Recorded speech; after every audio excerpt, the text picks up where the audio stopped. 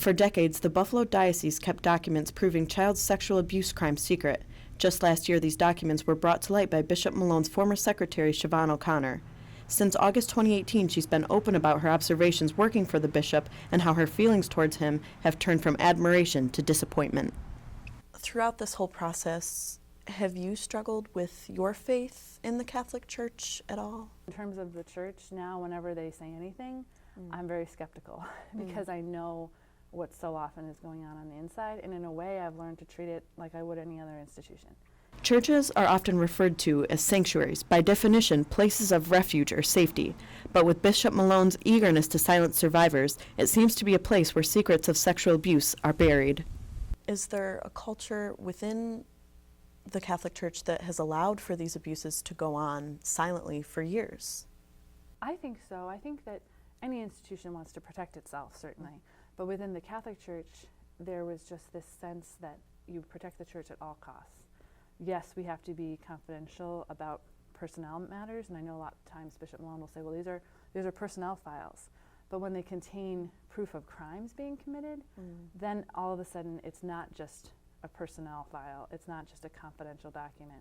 Now that's something that needs to be with law enforcement, and they just wanted to keep all of it secret. What was it like speaking to the victims?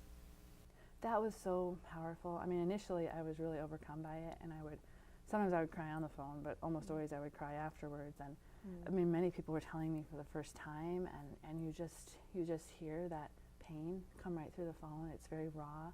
And there's something too about when men cry, you know, especially older men. There was one man who was 75, and he'd never even told his wife, and she had passed away. And I can still hear his voice, and I think men in our culture are taught to be strong, to be tough, don't cry, and yet they've carried this pain with them for so long. And the other thing that was really inspiring, you know, there was that painful part, but then I was amazed at how strong they were too, and also that so often the bishop would act like all they wanted was money. None of them ever talked about money. They talked about accountability, they talked about knowing what actually happened, and most of them were focused on being sure that this would never happen again.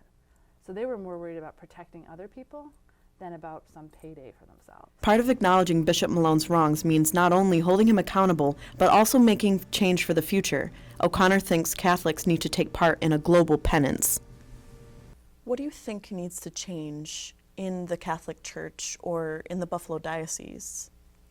Well, I absolutely think that they have to just come clean, and you know, if they could just turn over all the records to law enforcement, we would have been done with this well over a year ago. So if they could just come clean, not only locally, nationally, but you know, I tremble to think of what's in the Vatican secret archives. You know, I mean, this is a global problem. And I really also think there has to be true remorse and contrition and sorrow. I haven't seen that from the Pope on down. I mean, they express sorrowful things, but it's gotten to the point now where we need to have a sense of true remorse and some kind of global act of penance. I mean, we can't just keep saying these things without following up. Jenna Gaudino, Canisius College.